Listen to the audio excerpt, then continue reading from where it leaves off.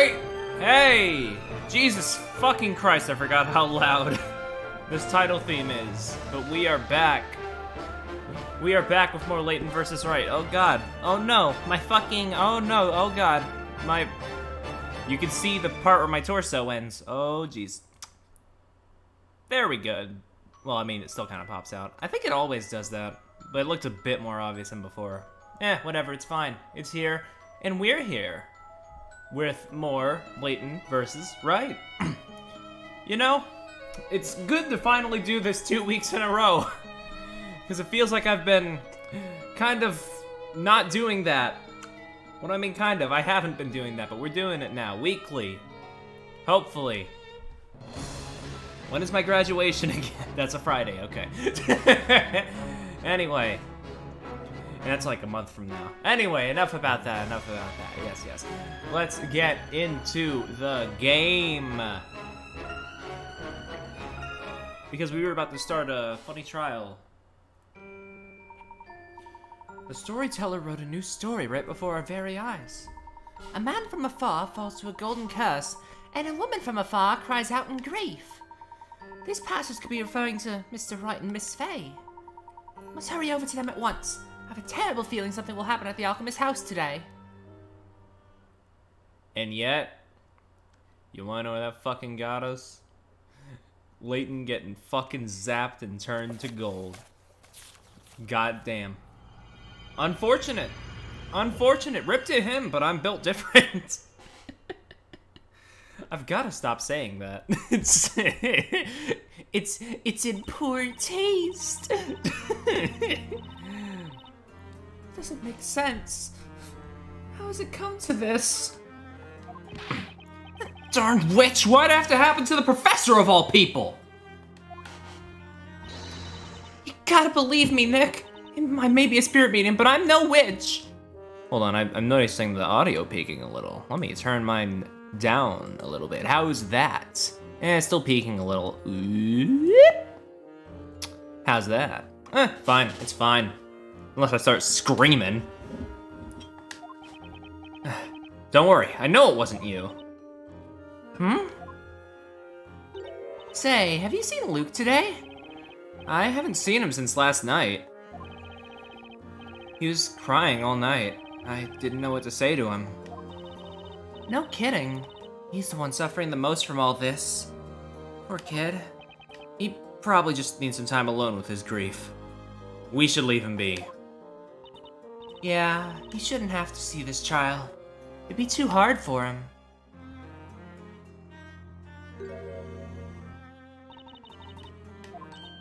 Oh, it's Isabella! What are you doing here, Isabella? Have you been cleared of the accusations? No, not yet. If only it was that easy. It's just that... It's just that what? I'm technically not under arrest, so I got special permission to come here. Free to go wherever I like, within this building. Ah, I see. I heard about Mr. Layton. It's awful, he was such a good man. As chat would say, good as gold. I'm sorry, Isabella. Huh? What are you apologizing for? We were supposed to find clues connected to Bizella, but we couldn't find anything. And now the professor's been... No, don't say that. It's not your fault. And I don't believe a word of what they say about Maya. She isn't a witch. Thank you, Isabella. Mr. Wright, do you mind if I assist you in court today? Huh? I know I may not be of much use, but I'll do what I can. I want to help you and Maya. Isabella? Excuse me? Hello? Oh, it's you. Excuse me? You're Grey Earl, butler of the late Master Belduke. I have come to inquire after Miss Maya. It is most regrettable what happened yesterday. Oh, thank you for coming all the way here. You look really pale, John, are you alright? Whichever one it is, I don't know. I already forgot.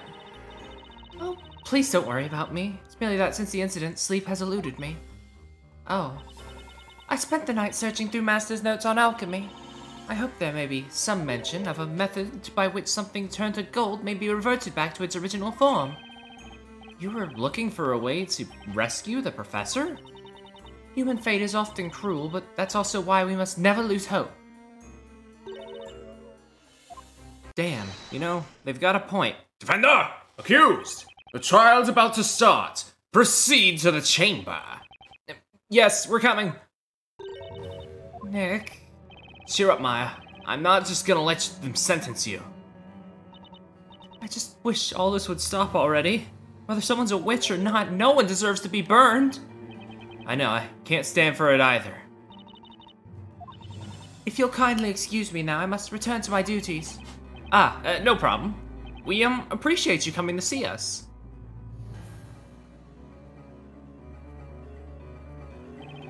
Something's bothering me. John seems somewhat odd today.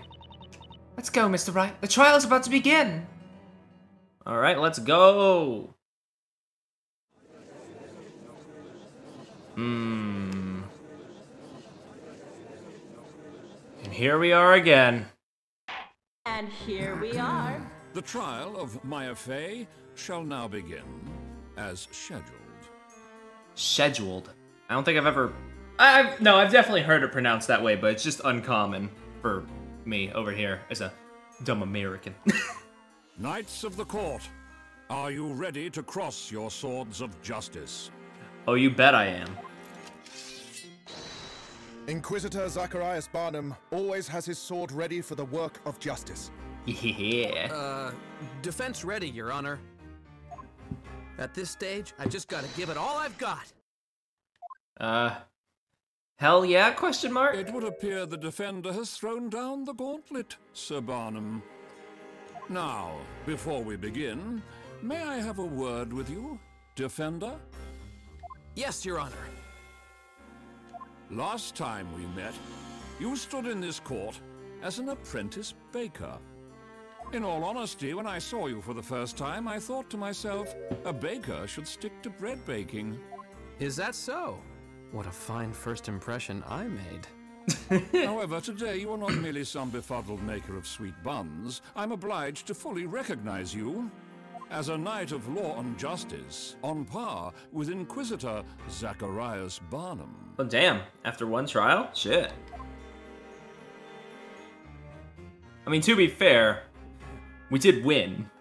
Now may your duel begin. Well, as Fight close to bravely winning as we can and get when expose somebody the still truth died, but you behind know. this heinous crime. Knight of Law and sweet buns. We're Hell all yeah. counting on you, Inquisitor Barnum. I knew she was a witch as soon as I laid my eyes on her. She's got witch written all over her. Why not put the baker on trial? Bake the baker, I say! Barnum! Barnum! Barnum! Barnum! Ah, still out for blood. I see nothing's changed. They treat him like some sort of celebrity. He may be adored by the crowds, but when he pointed his sword my way, you managed to shield me from his accusations. Maya clearly isn't a witch, so surely your victory is certain. Hell yeah. Thank you for believing. Oh, nice voice me, crack. Espella. Hell yeah. Espella Cantabella. I have given you leave to come to this trial today. However, that does not mean that the charges against you have been dropped. Rather than worry about others, you should consider your own situation. Thank you for granting me your permission, Inquisitor. Bonk. Inquisitor Barnum, you may begin your opening statement. As you wish, my lord. As usual, let us commence this trial by first recounting the events, if it pleases you, Sir Blue Knight. As, you wish, Inquisitor. Still can't get used to this terminology. This heinous crime occurred in the residence of the late Newton Bellew, the alchemist. Here is the sketched plan of his residence. This room, of a somewhat questionable nature, is the alchemist's study, in which the incident took place. The only ones present at the moment of the crime were the accused and the victim. No one else. Witnesses who arrived at the scene seconds later have indicated where they found the accused and the victim. Very well. The sketch is accepted as evidence. The accused took Sir Layton's life with the most cruel of magic. I'm gonna do it, but I won't tell you when. Oh god. A living man 1 second, a golden statue the next. Such wickedness. Magic that turns things into gold? Sure, why not? Several townspeople rushed to the room and paid witness to the horror of this magic. The accused has been captured and charged. Goodness, that is terrifying. Rumors have reached me that the victim was a most scintillating man. I'm not quite certain whether it was prior to or after, but incidentally, was this Sir Layton not the same hat maker who attended our previous trial? No, he wasn't a hat maker. Bizarre as it is, Sir Layton's profession and origin remain unknown. He was a stranger in this city, and that is all we know. And you, sir, his acquaintance, you are an unusual presence in our city yourself. Today's case certainly is peculiar. And that is not the last of the peculiarities, my lord. The alchemist's study has been the scene of another strange incident in the past. Ah yes, I remember it as if it were yesterday. The mysterious death of Newton Belduke himself. Indeed, my lord. Regrettably, the only case of witchcraft still to remain unsolved in our fair city. The witch may have escaped her punishment back then. Perhaps today is the day on which both of these mysterious crimes shall be solved. What? What are you implying?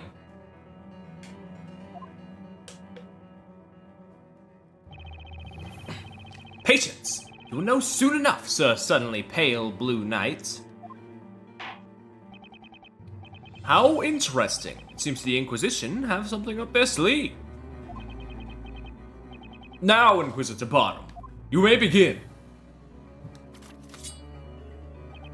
Thank you, my lord. The Inquisition summons the witnesses of this malicious crime of witchcraft.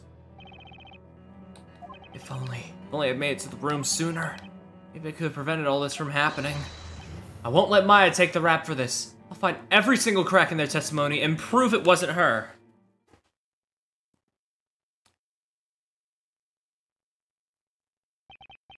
Welcome to the Witch's Court, honorable witnesses. Now, let's hear your names and occupations. I'm known far and wide as a mere punch and bow guy. The first, soon to be the new head of Punch and Bow's retail organization, PRO. Hang on! Well, wait a minute, witness. What's that, Blue Squire? You're that guy from the previous trial. Just what the heck's happened to you? Oh, you've been on one of those ultimate makeover shows. Whatever do you mean? My name is Amir Punchenbog the First, soon to be head of Punchenbog's retail organization, PRO. What is the meaning of this, Inquisitor? I don't care to delve into this witness's personal affairs. Looks like he remembers him all too well. Witnesses, pray continue. Did it already get used? It might be. There might be a little bit of time left until it can be redeemed. Oh, dearie, dearie me. It is I who usually ask the questions. I am, you see, but a humble teacher. Call me Miss Primstone. There should be a cooldown timer on it, I think. So you should be able to see. The children of Labyrinthia Primary School have the privilege of learning the truth about this world from me. An elementary school teacher, huh? But to know at least one witness seems sensible. The wind's carry my song. It's badly stringing along. Harriton Bard, ensemble avant-garde. She's the same face as the juror from Greatest Attorney 1. Yeah, you can see a lot of blueprints for Greatest Attorney characters in the NPCs of this game.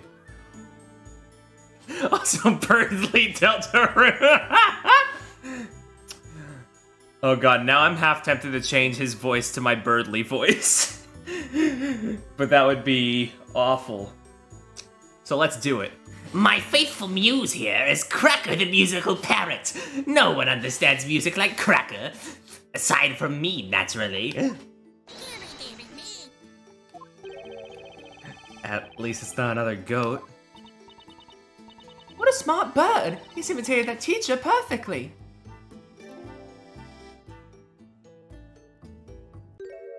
Oh, hi. I'm Luke Triton. My occupation is the professor's apprentice. Luke? Luke, but why? What are you doing there? I made up my mind. I'm doing this for the professor. A gentleman has to pursue the truth. But Luke, that's where the Inquisition's witnesses stand. I'll never forgive that witch. Gentleman shouldn't glare at people as if he wants to hit them in the face. Luke, your friend today can be your enemy tomorrow. It's just the hard reality of the battlefield. All right, everybody shut up. Witnesses, we will now hear your testimonies. Tell us all of this wicked incident, which you have been unfortunate enough to witness.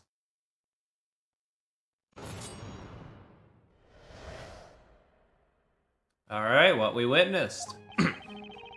I heard a scream and an incantation, and that's when I entered the room. The victim was already all shiny. Mayhap something caused discord between erstwhile friends. Mr. Sick Hat had a knife at the ready in his hand. Victim of magic, sparkly and done for. I heard the staff fall on the floor. The professor must have seen through Miss Miner's deception, confronted her right there, face to face. I see. Thank you all. However, one part of the testimony was somewhat confusing. You there, the singer. Singer? Could you possibly mean me, Birdly the Bard, your excellence? Yes, that would be you, singer. This staff that you said, or sung about.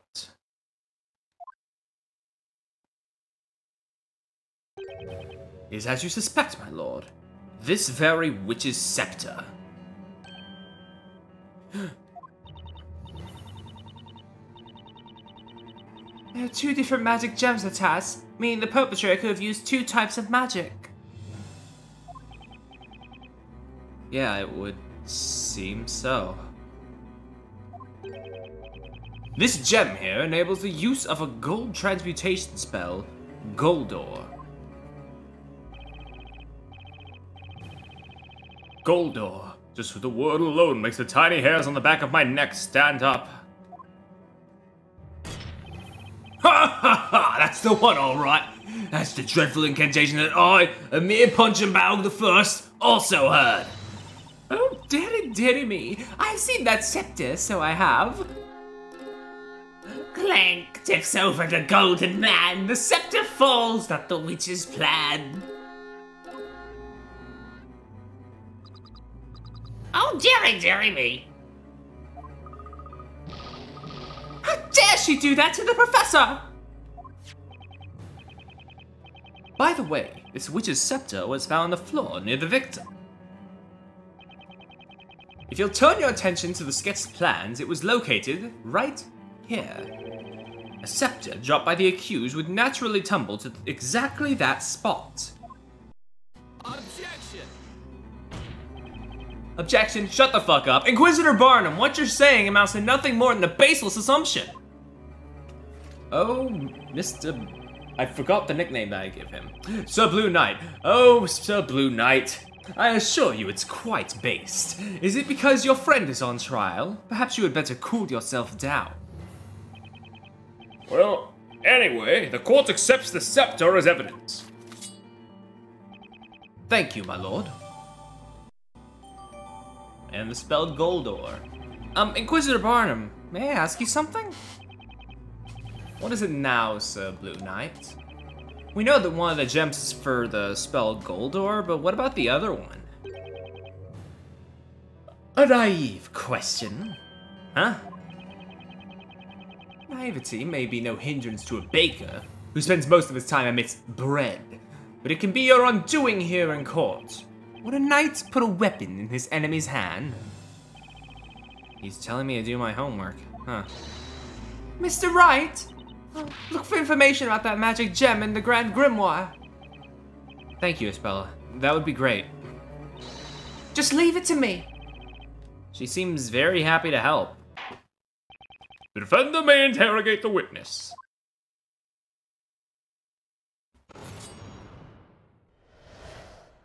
Alright. I heard the scream and an incantation, that's why I entered the room, and the victim was already all shiny. Okay. Something caused discord between erstwhile friends? He didn't. Did he have? I don't think. Hold it! Hold up. Are you saying you think they quarreled? The other day I saw you all together in this very court, and you were evidently friends. Well, yeah, that's true, but what's that got to do with... Now everyone, listen carefully. No chatting in the back row. What I say now will be in the next exam. Miss Primstone's lesson number 5. Friendship leads to nothing but trouble. People would not break up and part their ways in anger if they did not become friends in the first place. The kids in her class must grow up to be model citizens. Oh, dearie, dearie me. What I saw in that room curdled the blood in my veins. Mrs. Silcow was pointing that glittering knife ever so threateningly. Hello? Hang on! Luke? Is everything okay, Luke? No, of course it's not okay! The professor was a true gentleman! And no gentleman would go around threatening people with knives! I couldn't agree more. Silly boy, I saw your professor pointing a knife! You insinuated I am a liar, you cheeky little whippersnapper! The professor would never do that! You don't know him! At least Luke's found someone else to antagonize. Mr. Wright? What is it? I think there was some important information in Miss Primstone's testimony. Huh? Oh, I'm sorry, it's not my place to say things like that. I didn't notice anything. What could that be? What's Isabella about to say? Speak out, girl! Isabella, why don't you tell us about what you noticed? Oh, is that okay? It's just something I'd like to ask Miss Primstone about. Well, just go ahead and ask her. Excuse me, Miss Primstone? Do you mind if I ask you a question? Oh, it's you! Miss Isabella Cantabella! Miss Primstone, did you actually see the knife that Mr. Layton was holding? I did, as a matter of fact, yes. I remember that glinting blade very well. A most frightening sight it was, too. And you saw that from the door, didn't you? Now, if we look at the sketch... When the incident took place, Mr. Layton must have been facing this way, correct? Why, that must have been the case. Otherwise, the witness would not have been able to see it. Well, that's all I wanted to ask. The more information we have, the better, right? The direction the professor was facing. Well, that could be important. This information shall be added to the court's record. I'm sorry I jumped in like that, but I really wanted to help. Not at all, Spella. We were able to get some more info, which may just come in handy. You think so? Now then, the next witness shall continue with the testimony. Victim of magic smuggling. Yeah, we've already heard this part.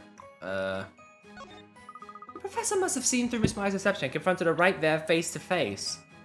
Okay, but also, his face was not facing that a ways. Objection! Luke, you said that you will only believe what you see with your own eyes. But what you think you saw may not be the whole truth. Huh? Well, what do you mean? Take a close look at the sketch of the crime scene. At the time of the incident, Professor Layton and Maya were standing here. Now, we have learned from Miss Primstone's testimony which way the professor was facing. He was facing this way. Oh! You have testified that the professor confronted Maya face to face. But looking at the sketch of where they were standing, one thing is clear. There is a contradiction in your testimony. What? Objection! Whether they were facing each other or not is of no relevance whatsoever. They were the only ones in that room. One was a victim, thus the other must be the witch. I will ask you to wait before jumping to conclusions, Inquisitor. Think back to Miss Primstone's testimony. She told us that the professor was pointing a knife at someone, threatening. However, you can see in the sketch that he wasn't threatening Maya. So then, who was he pointing the knife at? Luke, what is it? The professor would never point a knife at anybody. I was the one who opened the door to that room, and so I was the first witness, and I saw no knife. Miss Primstone's testimony is not reliable. Oh, dearie me. Will you look at this child sputtering nonsense and talking badly of his elders? Inquisitor Barnum. Yes, my lord. It should pose no difficulty to verify whether or not the victim had a knife. After all, that sparkling golden body of his has been found at the scene of the crime, has it not? Indeed it has, my lord. Call attendants. You heard the judge. Bring the victim into the courtroom. Seems like they're going to bring the golden statue. Professor? Oh god, oh fuck. There he is, the golden boy. Hey yo, wait, his arm. His arm. Look at that. Did it get damaged in transit? Professor! Professor! So this is the power of the gold transmutation spell. Most spectacular. It looks like the work of the finest artisans. I assure you it is the work of no artisans, my lord. By the way, the missing arm has not yet been found. I can't believe this, Professor. I suppose we should add the victim to the evidence. It's like an autopsy report, but wait, what the fuck is an autopsy report? I just sort of said that. The poor professor who, while searching for evidence, became evidence. He turned himself into an evidence. Oh my god. This is unfortunate. I thought the evidence would be as good as gold. And here we are. Although it technically is, we are still no closer to discerning whether or not the victim was holding a knife. Hold it! Let me speak, please. Maya? Professor didn't have a knife, and also, there's another person in that room. The real witch was there too. Please believe me.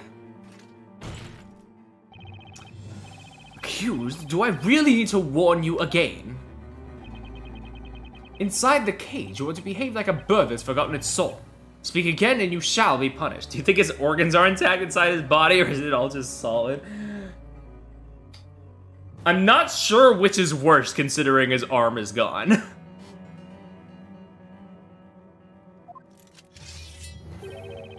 Or are you in a particular hurry to taste the flames of justice, little bird? Objection! But it's true that someone else could have been at the crime scene. Look at the sketch. The victim was facing towards someone, and that person wasn't Maya. Sir Blue Knight, your ignorance is no longer even a surprise. Huh? You do not know what transpired at the crime scene. You think this man was pointing at another person, you say? Let me tell you this. Nearly everyone in this court, other than you, knows what Sir Top Hat was pointing at. What? Well, honorable witnesses, is that not so? I am mere punch and bag the first. Love me some gossip and stories of the occult. Elusive like mist, the magic beast. Its chilling breath brings about death. That one didn't even rhyme! Get the fuck out of my courtroom! Oh, dearie me. You could use some education, Blue Knight. I can offer you private tuition, but it will not come cheap. If the professor wasn't confronting Maya... Witnesses, you will now testify. Tell us all about this other presence at the crime scene. Oh my god, I forgot he gets fucking plastered in court. Like, I know he's been drinking, but like, I forgot he starts fucking stumbling. We all know what happened to that alchemist. This case is no mystery. Same place, same magic trick. This time her luck ran out and she dropped that magic scepter. The truth obscured by a twisted ruse. The witch couldn't vanish but did confuse. It happened because the professor unraveled the mystery behind all these witches. The same magic trick was used? They are referring to an incident from 3 months ago. Much like this incident, a man lost his life to witchcraft in that very room. It was the master of that residence, Sir Newton Belluke, the alchemist. He suffered death by strangulation. Finger marks were left on his neck. He locked himself in his study, and the key was still in his pocket. In other words, no one could have entered that room. The perpetrator disappeared from a locked room, just like in this case. A large amount of powdered medicine was spilt all over the floor. Powdered medicine? Sir Belduke was an alchemist. He possessed various medical concoctions. Due to the presence of that powder, had anyone entered that room, clear footprints would have remained. Yet there were none. That's the kind of mystery the professor would have loved to solve. Thus, there were 2 unnatural circumstances to Sir Belduke's death. The culprit's disappearance from a locked room, and the fact that they appeared not to have walked on the floor. It's almost as if they flew away. In other words, it couldn't have been the Demir magic that was used in my case the other day. Seems like the killer levitated above the floor, strangled Belduke, and vanished into thin air. But what does that have to do with this trial? It has been 3 months since that murder. Despite that, we still haven't been able to find the witch responsible. But now, having eluded us for so long, ring! That witch has finally been brought before this court. We will have justice. What? No way, now he thinks Maya killed the alchemist too? We weren't even here back then. It's not like I can explain that to him. Well then, why don't you interrogate the witnesses? Now that you are aware of the connection between the 2 murders. Objection! You can't be serious! 3 months ago, we weren't even... Defender, you may interrogate the witnesses. May their testimonies lead us to the truth. Oh, fuck. We all know what happened to that alchemist, in the case of no mystery. Same place, same magic trick, yada yada yada. Hold it! Would you care to elaborate on that, Miss Primstone? No. Damn. You could say I am a scholar, and my knowledge is vast and diverse. I know a thing or two about witchcraft. Therefore, I have a very good idea of the type of magic that must be used at this time. The magic behind this mysterious figure that appeared out of nowhere glided through the air and vanished after making the kill? Indeed, yes, and the witch's scepter confirms my theory. A brilliant deduction. I am honored to have studied under an excellent teacher such as yourself, Miss Brimstone. She was his teacher? Actually, I guess that kind of explains a lot. Our occult crime analysts have arrived at the same conclusion. Mr. Wright, I found it! The page about the purple magic gem. Orpal? Spell's called Familia. Familia? What does it do?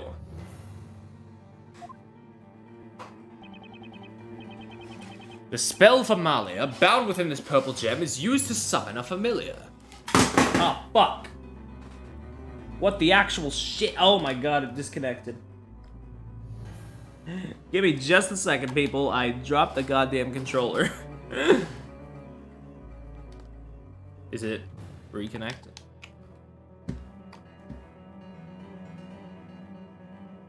Oh god. Spell was unfamiliar. Damn. Hold on just 1 second. I may have to BRB. Whoop.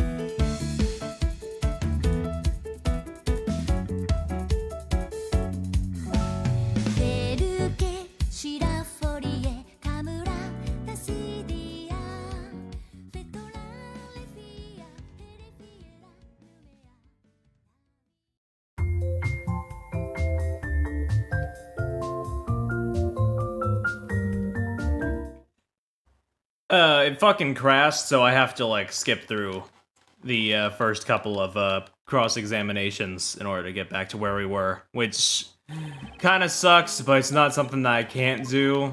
If this was like halfway down the fucking trial, I would have just given up. But like we are like barely in it, so like I can go ahead and just skip through the stuff we already saw and get back there. No way. Bop bop. Question Luke. He's a very questionable boyo right now.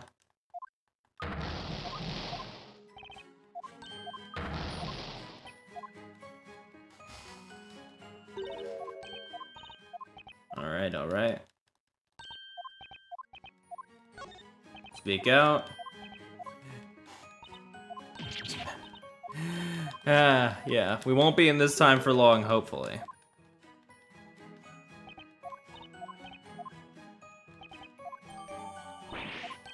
I forget the exact line we were on, but we were only on the second cross-examination, so I should be able to get back there in due time.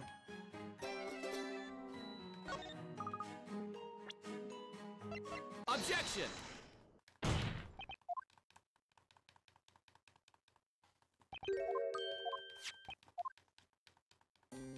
Alrighty, alrighty. He was standing there. He was holding the sword. The little Layton doodle holding the sword slash knife is very, very goofy. Objection! Shut the fuck up, Barnum, you hot bastard.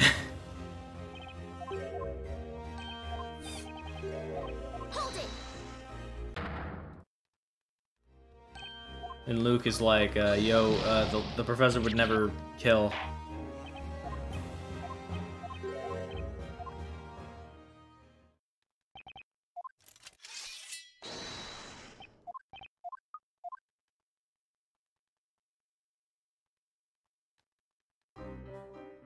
There he is, so no arm.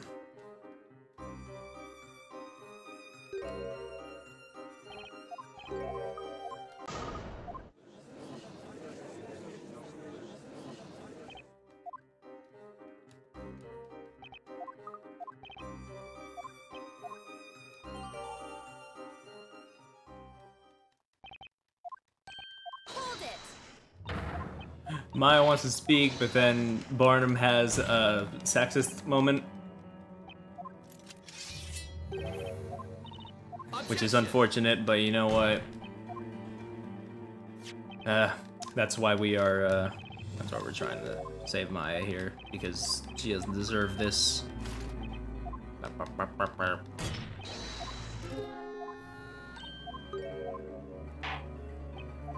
And bada bing, bada boom. Okay, I think this is basically where we were, almost. Well, actually, it's at the cross-examination part, not the testimony part, but... Wop, wop, wop, wop, wop. Same magic trick, the incident where the man got fucking yoinked. He was hit by the yoinky sploinky.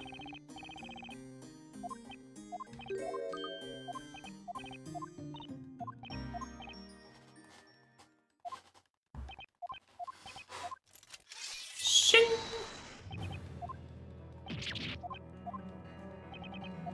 Objection!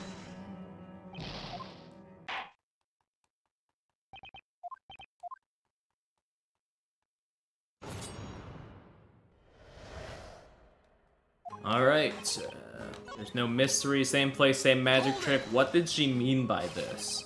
She care to elaborate? We're not quite there yet, okay. Which scepter confirms my theory, a brilliant deduction, yada yada. He was his teacher, same conclusion. Right, it was at the, it was when we found out about the gem, yeah. The spell's called Familia. What does it do? The spell Familia, bound within this purple gem, is used to summon a familiar. Familiars appear out of nowhere, fly through the air, and vanish when their task is accomplished. They are evil, bloodthirsty spirits used by witches to perform outrageous crimes. Evil spirits? You're saying that the witch used an enemy stance? I mean, used a familiar to... It was a familiar that took Sir Belduke's life, and now it has appeared again. Sir Silkhat was probably trying to ward off the evil spirits with his knife. What good is a knife against an occult creature? It completed the task given to it by the witch and properly vanished, thus bringing us to a conclusion that Sir Belduke and Sir Silkhat were both killed by the same witch. God damn it, Ollie. You couldn't have waited even one more goddamn second. Fine. You know what? You get it. You get the goddamn voice. For 5 minutes, and then it's off. What an unexpected turn of events. The two incidents have been shown to be connected, due to the same witch's scepter having been used in both cases. Nice. It's gonna be the longest fucking 5 minutes of my life. Oh, this is terrible. Now Maya's accused of 2 murders. Oh, dearie, dearie me, I was right, as always. This gruesome murder will be in the next exam. Make sure to take notes. Now I shall divulge what really happened. We are all ears, Miss Primstone. Oh my god. That hatmaker was pointing the knife at the witch's familiar. What the fuck did she mean by this? Did you actually see the familiar? Oh, dearie, dearie me, no I did not. When that boy opened the door, the familiar just disappeared. Had the boy opened the door sooner, no doubt we would have all seen it. If he were my student, I would have made sure to teach him not to dilly-dally. Hang on! Is everything alright, Luke? You seem to be in deep thought about something. No, it's not alright at all. Luke, are you okay? No.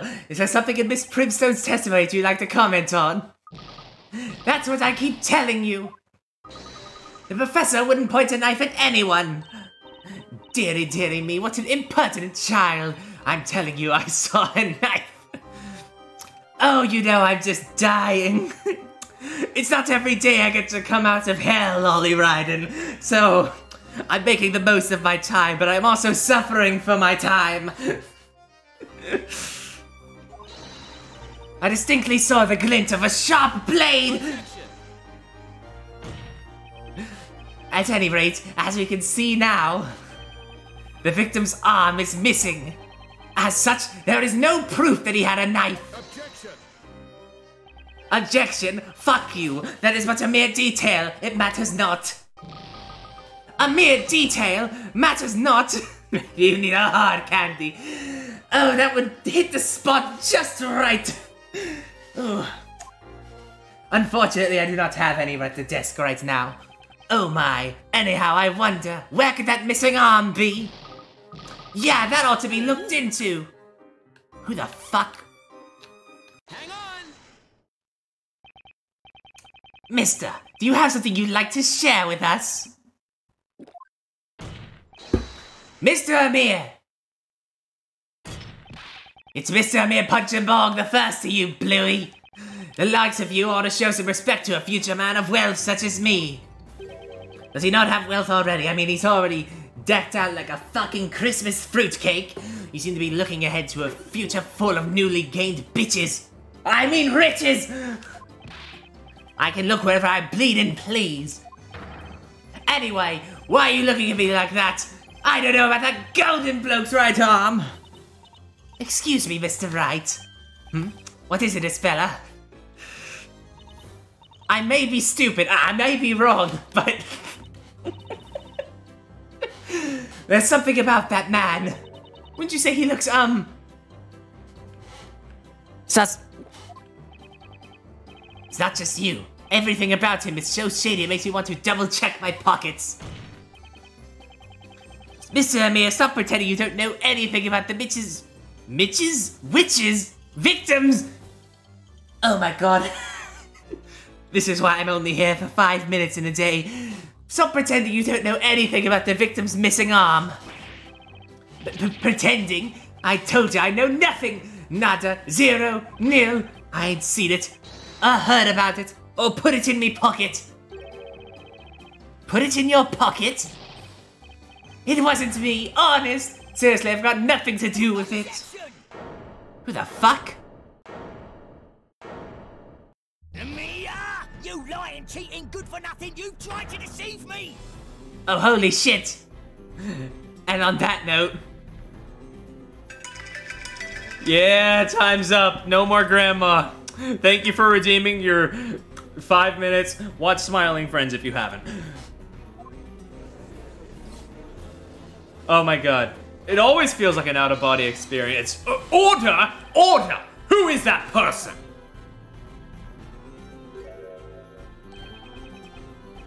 You all know who I am? I'm Price the pawnbroker. And this man is a shameless cheating bum. He had the nerve to lie to me. What did he lie to you about? I'll tell you. On the day of the crime, Amir came to my shop. He waltzed up to me saying he got his hands on a superb work of art, rare as gold dust. I think I know where this is going. That work of art, could it be? I've got it right here! You motherfucker. Just like I thought. That's... Hey, that's... Oh my. Professor? It's the professor's arm! What happened to Birdley and the teacher? It's pure gold, exquisitely crafted. He was entitled, Towards Tomorrow, or something like that. Never seen a piece of gold so fine before. And so, suspecting nothing, I paid that rascal a rather handsome sum. Who would have thought? And what am I hearing now? There was a human arm. No, that's you, sir, are a monster. You're as bad as a witch's familiar yourself. I didn't know it was his arm, I swear. I thought it was already like that, for real. On God, no cap. What do you mean? Well, I mean, no cap because, you know, the cap is on his head, not his bleeding arm. Okay, enough with the jokes. What do you actually mean? I was last in the scene and it caught me eye right away. That golden arm pointing up at the ceiling was such optimism and authority.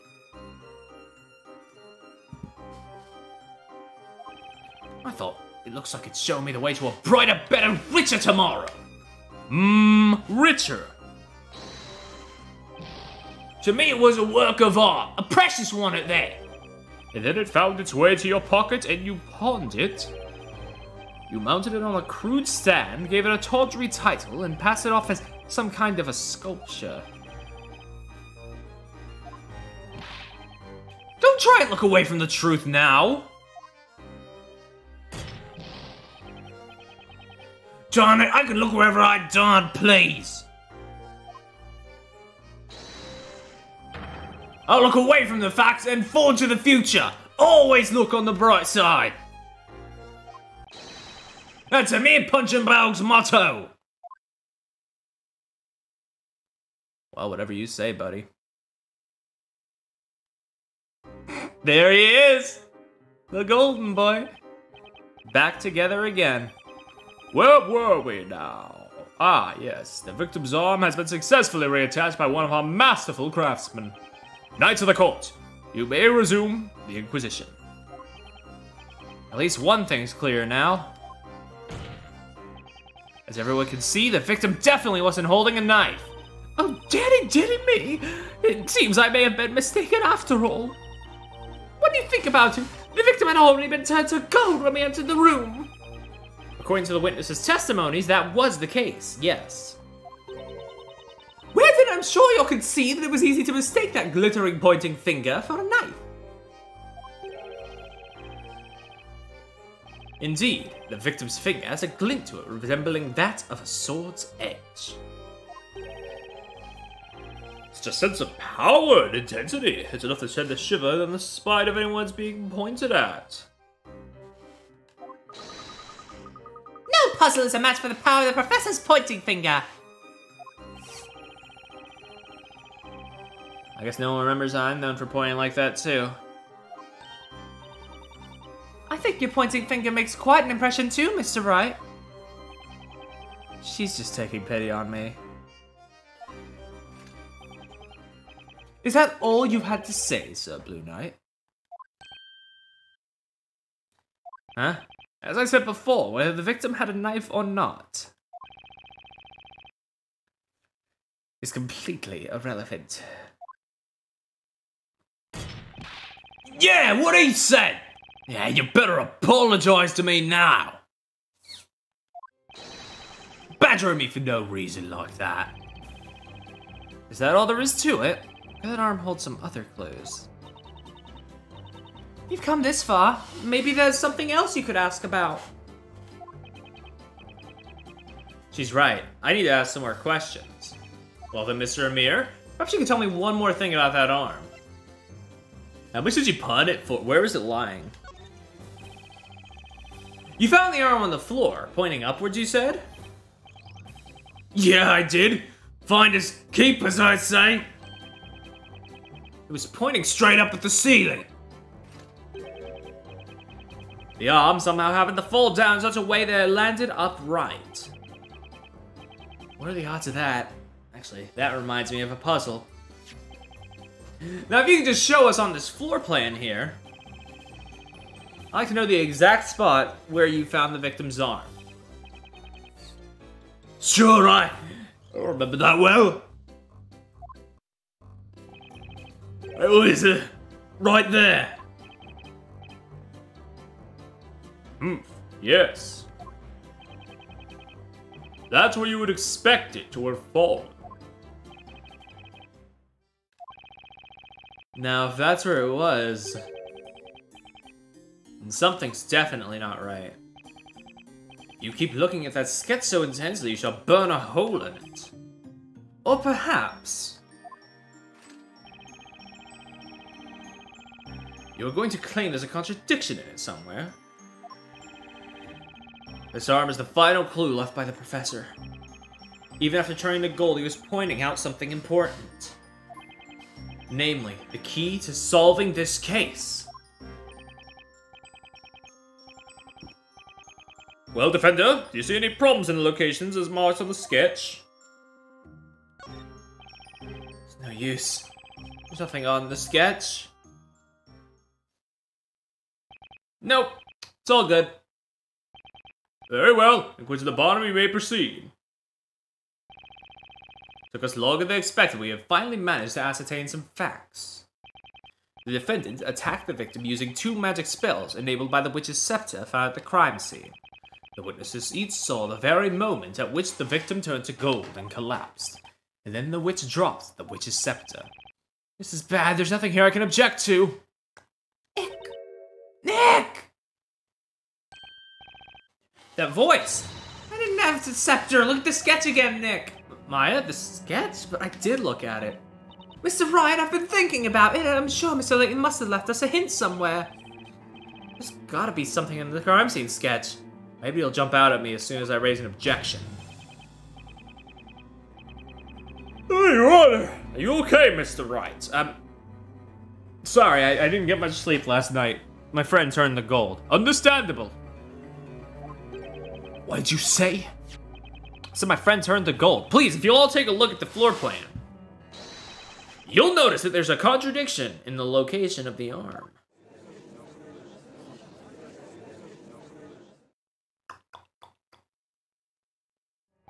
To claim this at such an advanced stage of the trial, I trust you understand you will be held accountable.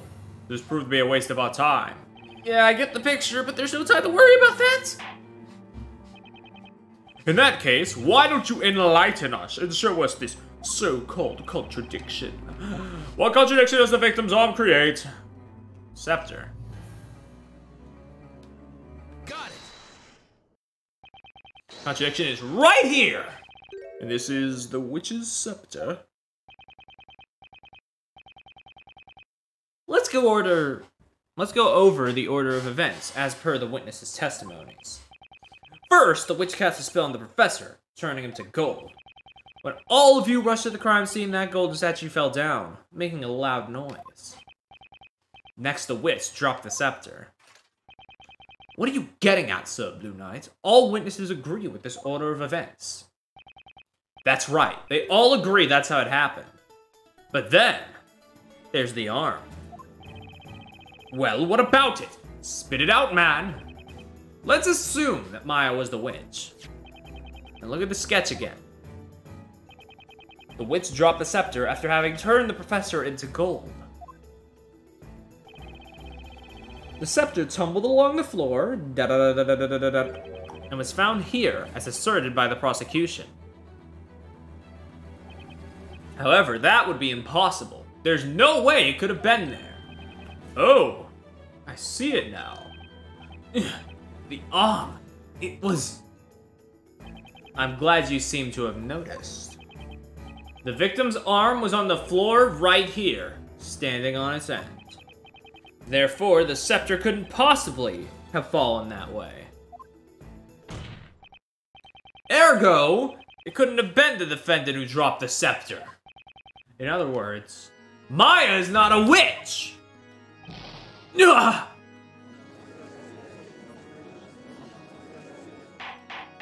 Order! Order! How can this be? The Inquisition's reasoning is proven invalid to just one single piece of evidence. Call it Layton's magical touch. Professor sacrificed his arm to leave us just the evidence needed to turn this thing around.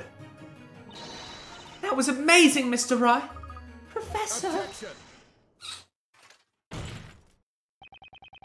An admirable deduction, Sir Blue Knight. That I cannot deny. Even if we are to assume your reasoning is correct and that girl in the cage is not a witch.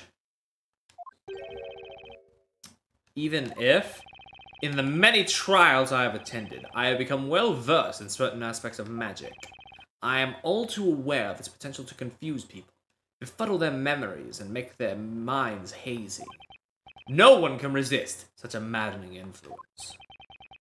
What are you trying to say, Inquisitor? The scepter could not have tumbled across the floor if the arm were in its way. However,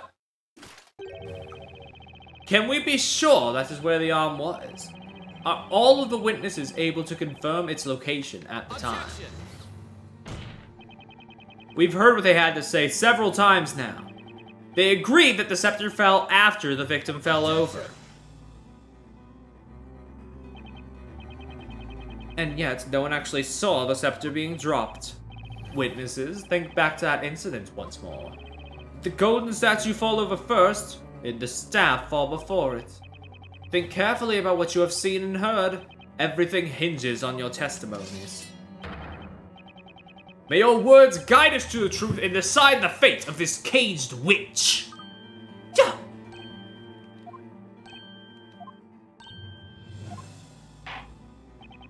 We're about to get ready to leave.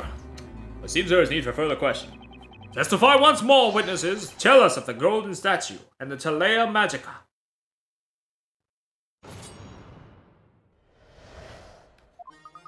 I was only focusing on the professor, so I don't remember much else. I don't know, I got there last. Besides, that thing was glinting and glittering away, so couldn't see much else. Bewitched by love or beloved by a witch. The poor cove knows not which is which. Dear me, I remember. How obvious it seems now. The staff was dropped before the statue fell over. Whoa, wait a minute. What you all said just now is totally different from your previous testimonies. Sir Blue Knight, you are starting to notice it now, aren't you? That is the way of magic, such as the effect this black art tends to have upon those who witness it. The witnesses are not lying, but simply having trouble remembering the truth. What a convenient excuse. Confronted with magic, their brains turn to mush, huh? Ever since our ancestors drank from the fountains of wisdom and obtained the capacity for reason, witchcraft has been the one thing to remain incomprehensible, even to the most intelligent of us. Nevertheless, the onus is on us to stand up against magic and pass judgment on these witches. So, And here we are. doing battle with the weapons of the wise. Words. With words, we shall pass judgment upon the supposed witch. Defender, you may begin your interrogation and help us arrive at the truth. I was only focusing on the professor, so I don't remember. Besides, I think it was Glitton and Glitter, so I couldn't see much else. You're useless. Loved by a witch. The Port Cove. No, not witch is witch. Oh, obviously, it seems how the staff was dropped before the statue fell over. Press you first, then press the lady, I guess, if this doesn't work out. Would you mind translating your song into plain speech? I shall simplify it once more just for you, esteemed knight of the court. First of all, let's talk about love. It's a pretty neat slant rhyme for cove. Cove is slang for a shack, you see. I don't know why we would question him on that. Keep going. Then we have the word witch, and it's a homophone. Witch. Homo what now?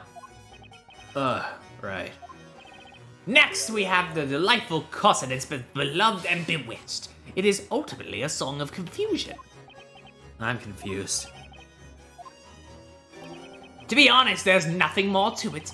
Merely an artistic expression of my feelings. So it's got nothing to do with this case, does it? I am a well of melodious words and poetic music. That is my only claim. Ah! Dearie me! The music just fucking stopped, huh? That's how you know it's obvious. Hang on! Luke! Would you like to say something? Oh, sorry, I guess I spaced out a bit. What is it, Mr. Wright? You seem to be thinking pretty hard about something during Mr. Birdley's song, or testimony, just now. Is there something you would like to share with us? Well, I've been thinking about what Mr. Barnum said a while ago. What was that exactly? A human who witnessed magic become confused and lose sight of what's real. And they end up not knowing what actually happened. Well, I was thinking Mr. Barnum might be right. And then it occurred to me that there might be a way.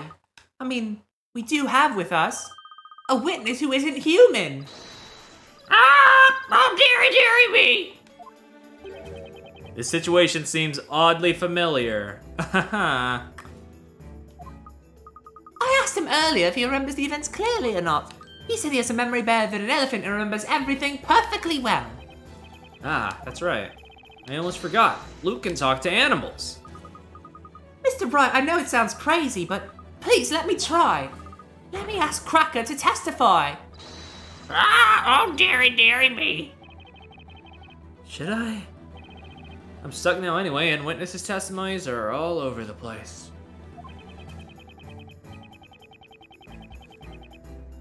New testimony would be a wild card, but it might just be a thing to turn this trial on its head. It's a crazy idea, all right. If I make a mistake now, it'll put me in a tight spot. Defender, are you still with us? This is not the time nor place for daydreaming. What do you intend to do? Looks as though you've exhausted all means for a counterattack, Sir Knight in Blue. Is it not time you drop your sword? If you have no further questions for the witness, Defender, I will consider your interrogation finished. What will it be then? Are we finished here? I've got zero time to think it over. Better make a choice now! Should I summon the parrot as a witness? Sure thing! Your Honor, defense would like to summon a new witness! A new? Witness, you say? Who do you have in mind? It's a witness you all know. By the name of Mr. Cracker. Excuse me, what? Mr. Cracker? I know of no man by that name. Mr. Cracker! Defense summons its new witness, Mr. Cracker the Parrot. A parrot as a witness? I don't know, I've heard of crazier shit. It's not that much. It's not that bad. This is the witch's court. Joking around will be considered contempt of court. Objection! Not again. I almost dropped the fucking controller again. On that note, give me a second.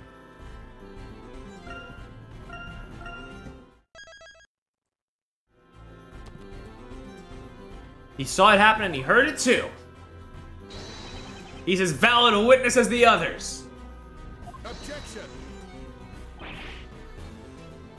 No, no, no. Bird is nothing but a pet animal. Referring to it as Mister will not change that. Objection! Humans are confused by magic to the extent that they lose sight of what's real. That's what you yourself said, Inquisitor Zacharias Barnum. Objection! Calling me by my full name does not help justify such brash foolishness. The Inquisition is against interrogating a parrot. By the way, kind sirs. By the way, kind sirs, I suppose you should know that my dear companion never forgets a sound he hears. He remembers everything he hears, huh? It's definitely worth asking Cracker to testify. The court sees the situation as follows. The witnesses' testimonies do not hold together. In fact, they are as erratic as that bard's songs. I cannot see this trial getting any more confusing. Very well. The defense may summon this avian witness. Let's go. Can you believe it? What's up with Mr. Blue Suit? Summoning a parrot as a witness? Summoning? Does it mean like how the Familia was summoned? By hook or by crook, I'll do whatever I can to save Maya. Be it summoning a parrot or a familiar, whatever it takes. Within the boundaries of the court, of course. Let's go! Alright. Witness, state your name and profession. Not so fast. I hardly even know where to begin, but... First of all, what's the matter with that boy looking so pleased with himself? Just like the cat that got the cream. What did he mean by this? That'd be me, wouldn't it? Don't mind me, just think of me as a pet for Cracker, that's all. Just what is the purpose of questioning a bird? A parrot may be able to repeat what others say, but it cannot talk on its own. Objection! It's precisely because Cracker doesn't talk in his own words that he's certain to tell us the truth. What? Cracker remembers every sound he hears, even just the once with absolute perfection. So let's have him testify exactly what he heard.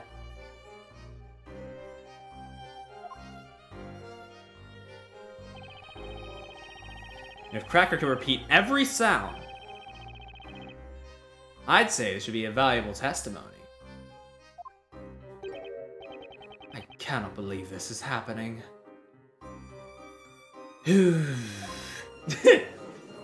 Just imagine he's... Yeah, I mean, not imagine. Like, he is just so fucking done. A witness that cannot talk will not lie either. This idea is much to my liking.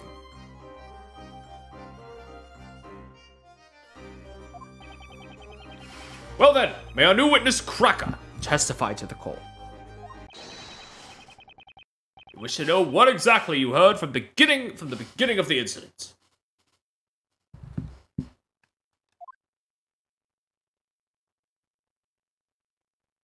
Let's go. Let's go. Salam! Deary, deary me! Clang! Dodo! Objection! Let's give it up for Layton versus Wright having the first fully voice-acted testimony in this series. Let's fucking go. What's this now? Why, those are the sounds of the incident. Exactly as Cracker heard them. Ludicrous. Evidently, this is nothing but a farce after all. What do you mean, Inquisitor Barnum? I must admit, I found the parrot's testimony quite impressive. Even if that bird can accurately recall the sounds. It is clearly useless when it comes to the order of events. You mean there's a problem with the order? Should let me know sooner, that's my job. First, the witch used magic to turn the victim into gold. Then the witnesses arrived. It is reasonable to assume they cried out in terror when they did so. Yet this testimony does not accurately convey such an order of events. It starts with a sudden scream, followed by the door abruptly opening, and then a witness crying out. Next we hear the victim having turned into gold falling down. So far, so reasonable. But the real issue is as follows. The parrot seems to think the witch cast a spell after the witnesses entered. Such a suggestion is inconceivable. The reason is simple. At that time, the victim had already been turned into gold. Ah. Indeed, it is as you say, Inquisitor Bond. The parrot's capacity for imitation is excellent. I will concede that testimony does have some entertainment value. However, the animal's testimony cannot be allowed to stand as proof in this honorable court of law.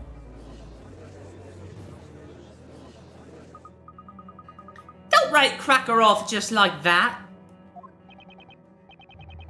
You now see how foolish you were to summon this parrot as a witness. Ugh, not good, Phoenix. Not good at all. Should I really go through with this cross-examination when it feels like everyone in court is against me? Do it.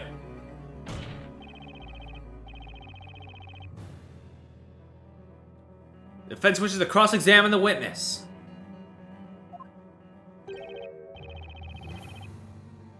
What? Are you serious? Did you not hear what I said? Are you choosing to ignore my words? A witness that cannot talk cannot lie either. This parrot's testimony is the naked truth. He's simply repeating the sounds as he heard them. It's humans who make assumptions about the meaning of those sounds and arbitrarily decide whether the testimony's good or not. But, as Knights of the Court, shouldn't we be striving to uncover the truth to which this parrot holds the key? The truth, you say? Very well. Show us the truth that this bird purportedly knows. Interrogate that parrot. Meanwhile, I shall enjoy the show.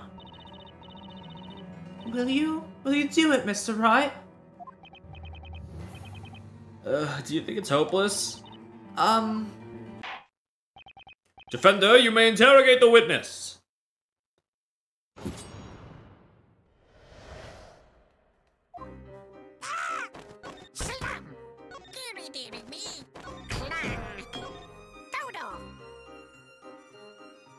Hey, wait a minute.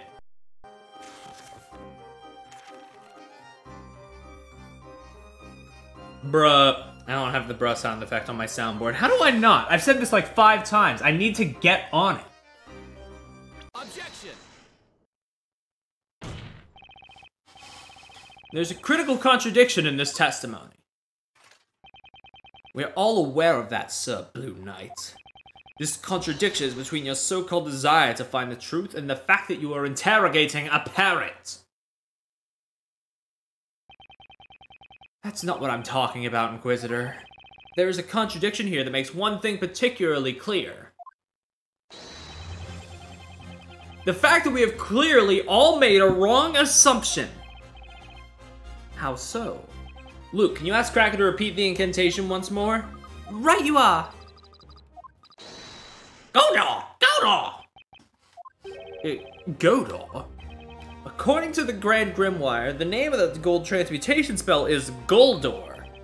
Now, Inquisitor, it would seem to me that the spell we've just heard is in fact a different one entirely. Well, I never. Unbelievable. Goldor and Godor. Objection! This is ridiculous! That wretched bird must have misheard the incantation. Objection!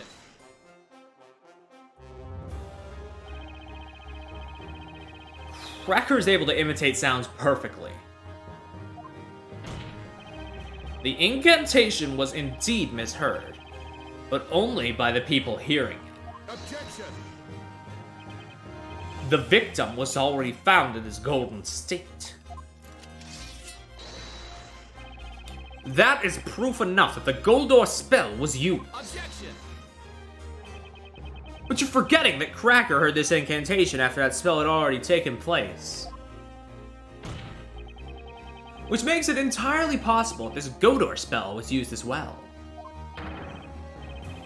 In other words, another spell, besides the gold transmutation magic, must also have been used. Another spell that we haven't yet considered. Now then, the next question that needs to be asked is, just what is this Goldor spell? Utter foolishness! This is absurd! As convenient as it would be for you, there is no way that spell by the name of Goldor exists. Oh, Mr. Wright! Huh? What is it? I found it. The page about the spell Goldor. Barnum's just on the other side of the court, like...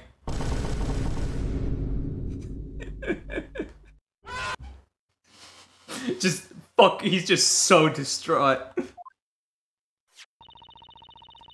It's listed in the Grand Grimoire. Right here. It exists? What? This witness stand is getting smaller by a second. Order! Order! I demand order! Just like I thought. Cracker remembered it exactly. But then, what kind of magic is this Goldor? Well, my lord, the Grand Grimoire describes it in the following way. Goldor creates a portal on two sides of the green-colored walls. The portal will disappear after 5 minutes. Creates a portal on green-colored walls? A portal spell?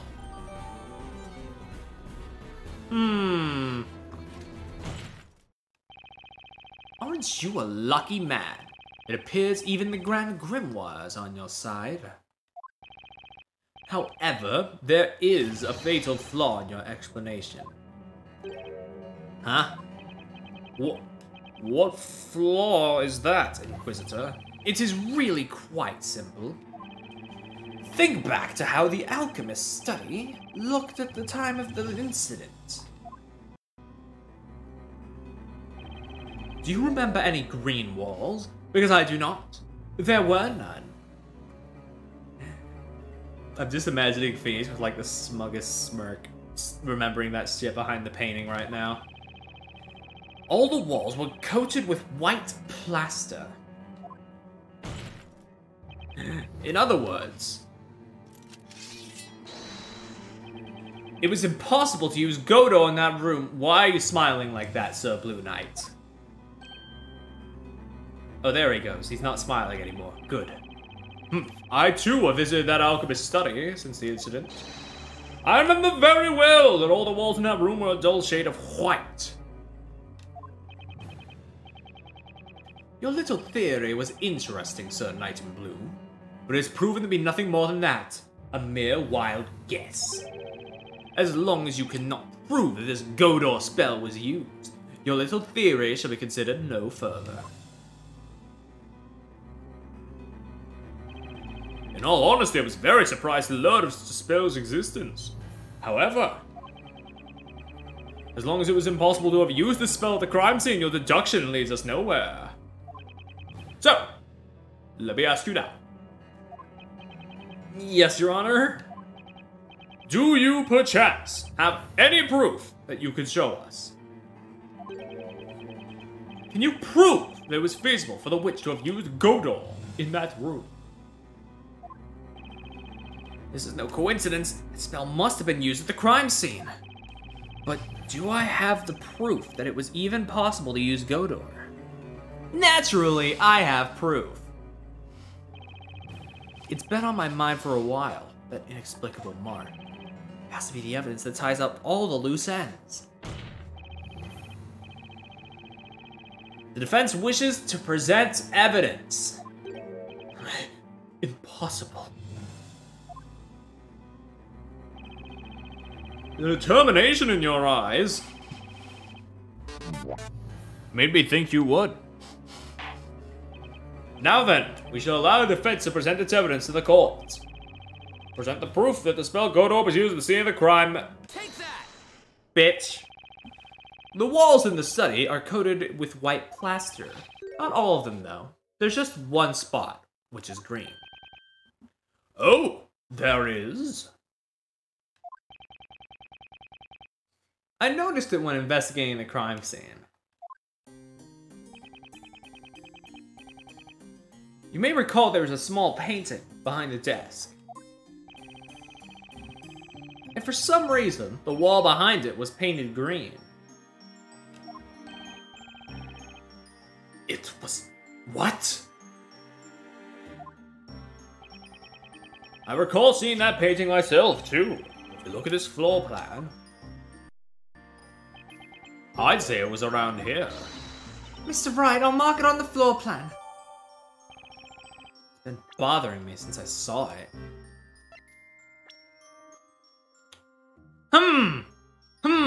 I wonder how the scepter could have gotten there now. But now it's clear what it was. At the time of the incident, a portal opened up behind that painting. In other words, that was the wall utilized for the spell Godor. Objection! You're certainly persistent. You just want a portal to be there so much, don't you?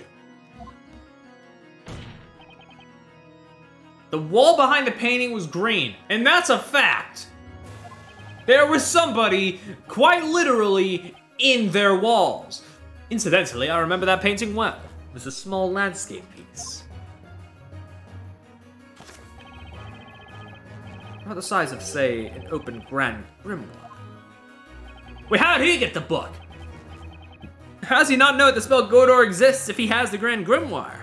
Yes, it was about that size indeed. A small, adorable picture. Even if a portal had opened in that small patch of green, no person would be able to pass through it. In fact, they'd just about be able to put their arm through at the most. So will you please explain how a witch could have possibly escaped through a portal this small? He's right, Mr. Wright. No one could have got through a portal that small. Have you anything to say? Are you so crushed by the realization of your mistake that words fail you? The portal was too small for a person. It doesn't require much thinking to figure that out. But that aside, a very obvious question remains. If it wasn't a human, then what could have passed through the portal? You'll put an interesting spin on things. Why don't you answer your own question? You talk as if you know everything. So please, enlighten us. A small portal was open in the wall at the crime scene, and I have all the clues as to what that could mean. What went through the portal was a witch, a small animal, something else. No human could have passed through a portal that small. Even a witch couldn't have pulled that off. Are you finally forsaking your mistaken assumptions? I haven't finished, Inquisitor. The fact remains that something else could have passed through that portal. Oh? And just what would that be, Sir Blue Knight? The portal was created after the professor had been turned into gold. The witch had a good reason behind that. She must have had to move something through that portal. You've captured my curiosity. I'd like to know what passed through the portal. Tell us, what did the witch use that magic portal for? Take that! Considering the state of the crime scene, there is just one possible answer. And that is the Talea Magica. Objection! What's this now? The Tilea Magica was found at the crime scene. A portal has nothing to do with it. Objection!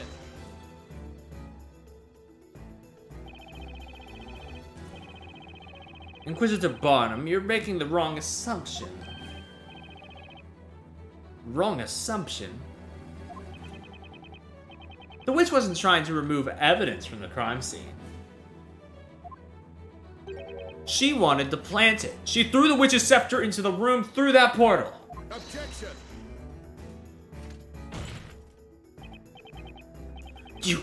You and your crazy theories. Do you even realize what you are saying?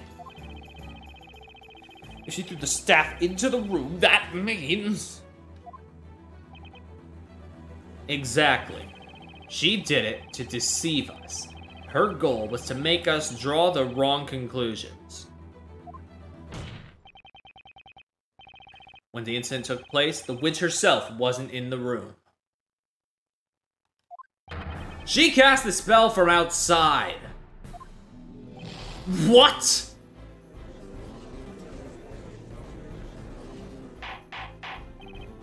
Order! Order! Order, I say!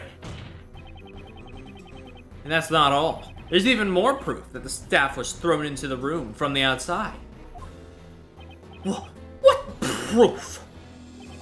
That proof is none other than Professor Layton's previously severed right arm. The victims... How does that prove anything? None of the witnesses have testified they saw the witch's scepter. However, a few of them claim to have heard it rattling across the floor. That's right. Please take a look at this floor plan. Since the arm was standing upright here, we know the defendant couldn't have been the one to drop the scepter. Now think about it. Where would you need to drop the scepter from in order for it to end up here? Oh! That's right. The scepter could only have come from the small portal created by the spell Godor.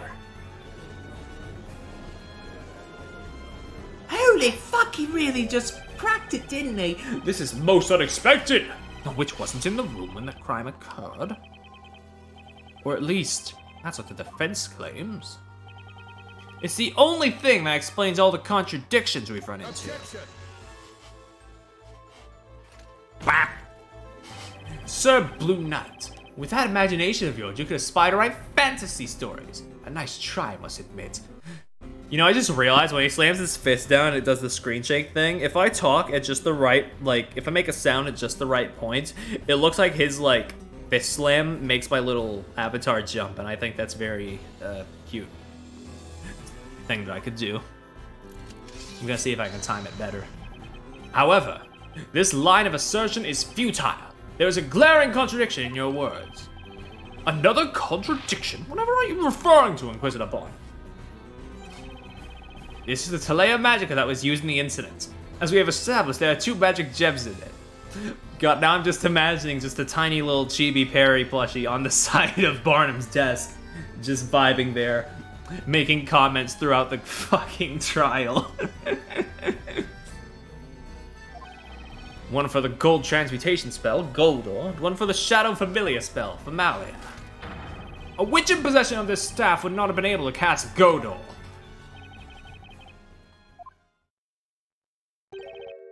Yes, you're absolutely right.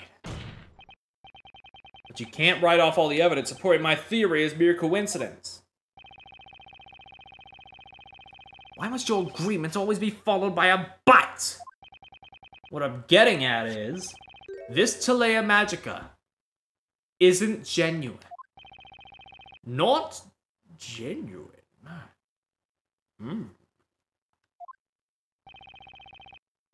That's right, and naturally, the one responsible for this deception is the real culprit of the crime. Enough of the suspense, it's too much for a man of my age. The defense will reveal what is meant by this so-called deception. Well, I mean, it's gotta be the goddamn Orpal, right?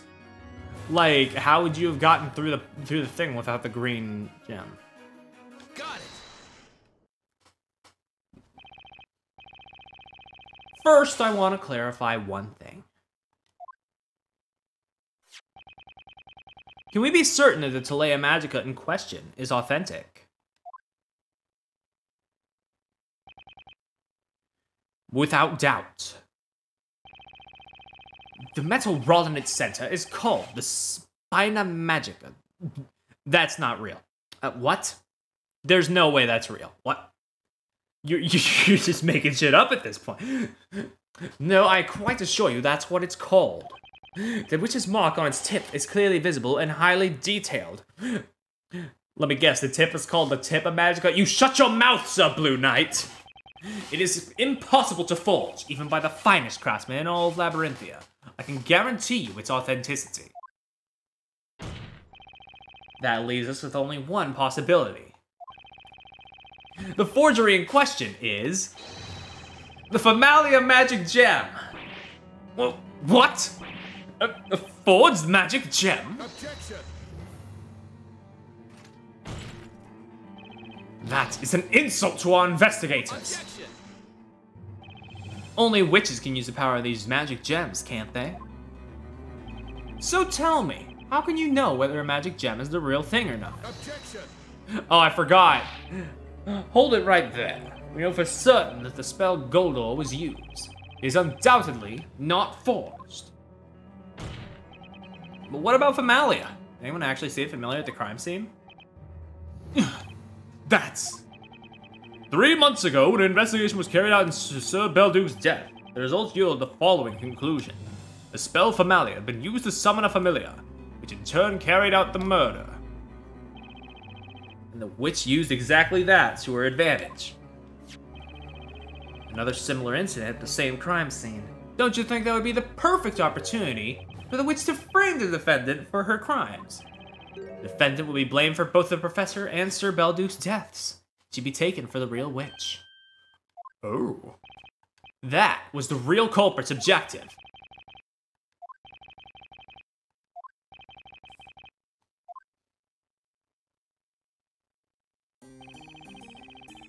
There is a chapter in the Magic Archive, an old collection of tales of the occult, about the way to test whether or not a magic gem is genuine. How can we test it, my lord? It is very simple. The genuine magic gem is composed of a mineral with the density lower than that of pure water. All you need to do is see if the magic gem floats on water. That's as simple indeed. All non-magical minerals in our world, with the exception of sepiolite and a few other special kinds, sink in water. These eerily sparkling magic gems, however, will never sink when put into water.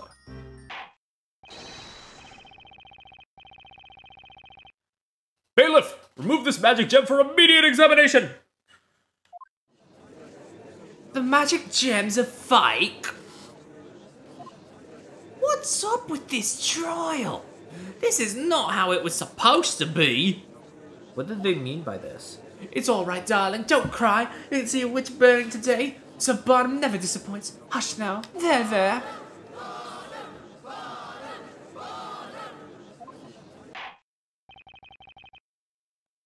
Defender! Your theory is correct. This could be the biggest occult crime in history. But another important question remains. I wonder if you could answer it. Who is the supposed real witch that threw a Telea Magica through the portal? The real witch. There's only one person that comes to mind. Frankly, I still find it hard to believe, but it's the only possibility. Once I indict her, there'll be no turning back.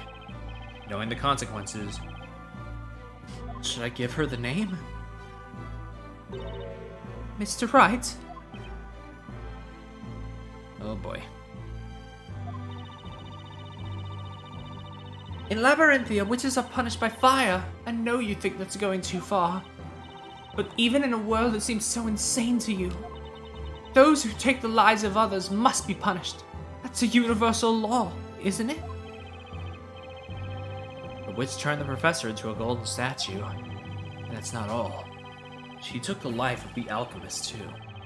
And now she's trying to pin the whole thing on Maya. I can't just let her get away with that.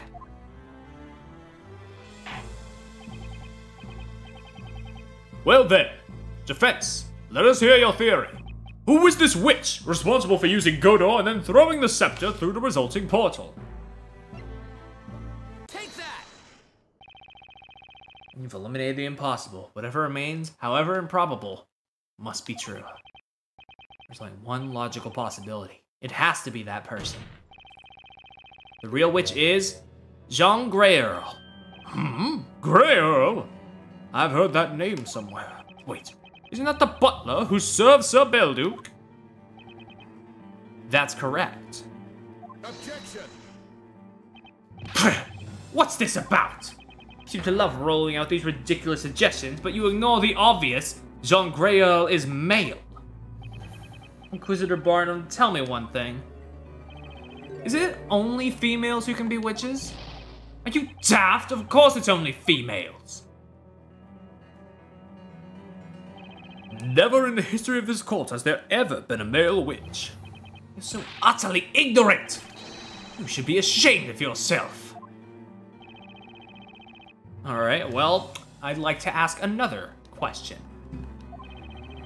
Is John Grey Earl really a male? What a ludicrous question. Defense is certain that John Grey Earl is the witch responsible for using magic on Professor Layton. Objection! Ah! Will you stop fooling around? This is a groundless accusation. Objection! Groundless, you say? I'm afraid that's where you're wrong. Ugh. At the time of the crime, John Grey Earl was in the room next to the alchemist's study. And one of the walls in that very room was painted green. It was. What's more, that green wall was the one adjacent to Sir Belduke's study. What? This is madness!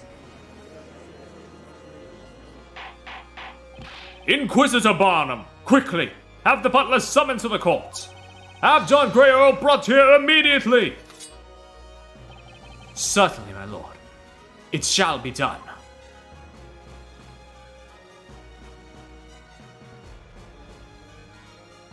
There is no need for that. Oh, hi. I am here. I shall come down right away. Ah, it's you. Well then, Mr. Wright, shall we begin? John Grey Earl? It would seem this trial has turned in a new direction. I think we all need a bit of time to take it in. Let's take a brief intermission. Inquisition, defense, sharpen your swords and wits to prepare yourselves for the next stage of this battle. Yes, Your Honor. It shall be done, my lord. By the time we resume, the examination into the magic gems should have ended as well. Now, this court is adjourned for a brief intermission.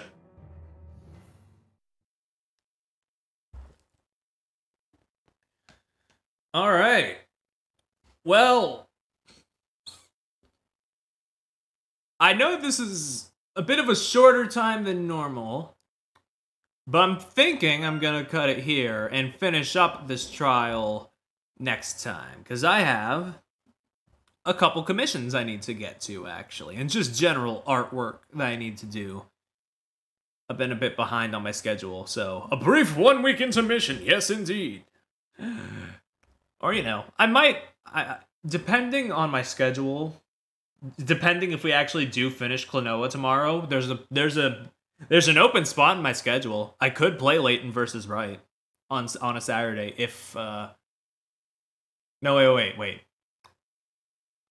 I meant on Sunday. I just spoiled the next part of my. I just spoiled the last part of my schedule, huh?